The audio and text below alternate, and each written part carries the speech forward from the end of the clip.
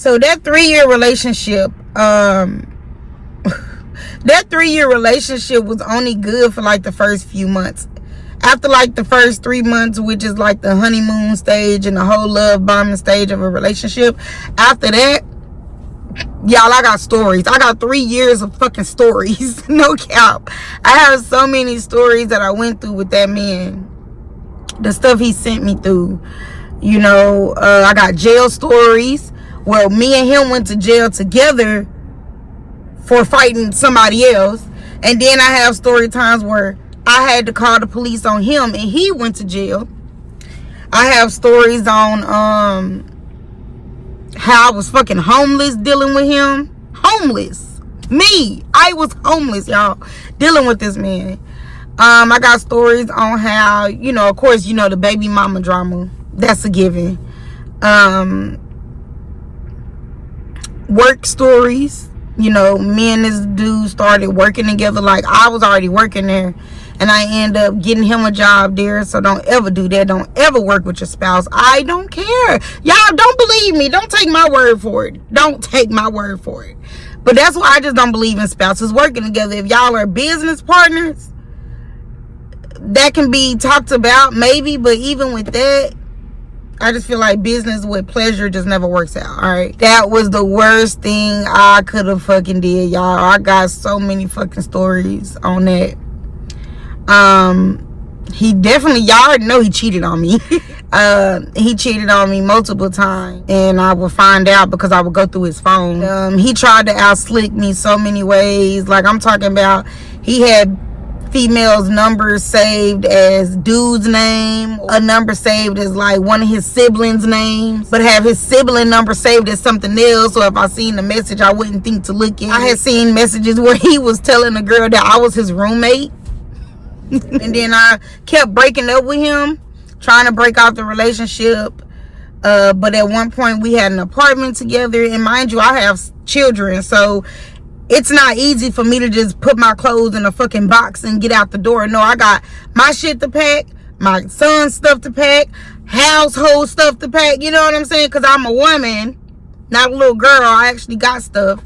And so it wasn't just easy for me to always just move out every time we broke up.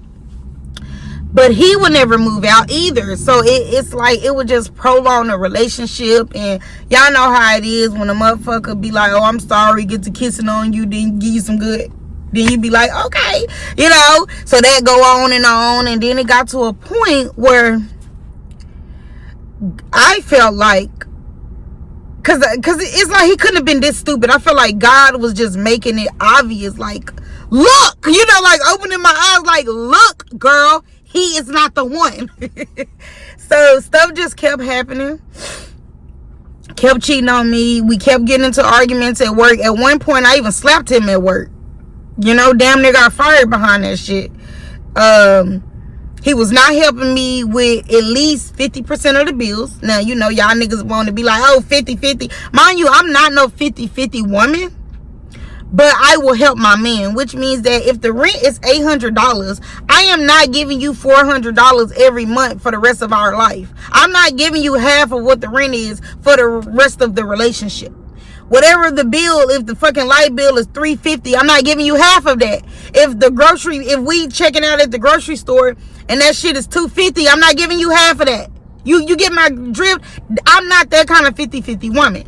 But like I said, wherever my man is lacking, I try to help. I'm not just splitting shit down the middle. So with this guy, everything that he didn't have, I had. He had the meat. I had the bread. That's just a small example, you know. Shit, you know, peanut butter, no jelly, like whatever the fuck he was lacking, I had. Like, I literally laid the foundation for him to just start building on it.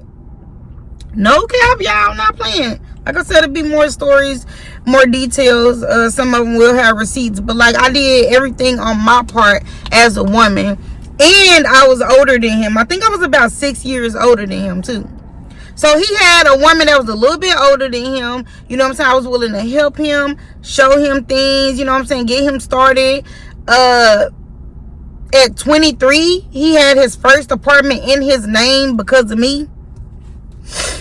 It was just so much I helped this boy with for him to just do me so wrong at the end, y'all. And when I say wrong, I mean wrong. Now, was I a saint? No. We ain't saints in relationships. We know that. Okay? But I can tell you this. I was a damn good woman to him.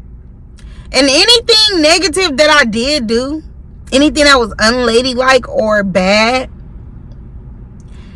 it was really after he showed me that he just didn't appreciate me settling, because I felt like I settled for him.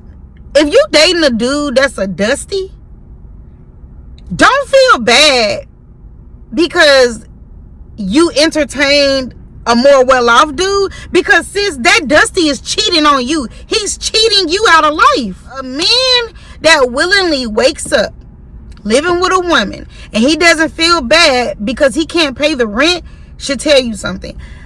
When me and my ex lived together, he paid the light bill, right? I paid the rent. Not one time after living in that apartment for a year and a half together, not one time was he able to pay the full rent or half the rent. He never once said, okay, the rent is $1,100. Here you go, baby. Here goes $600-700.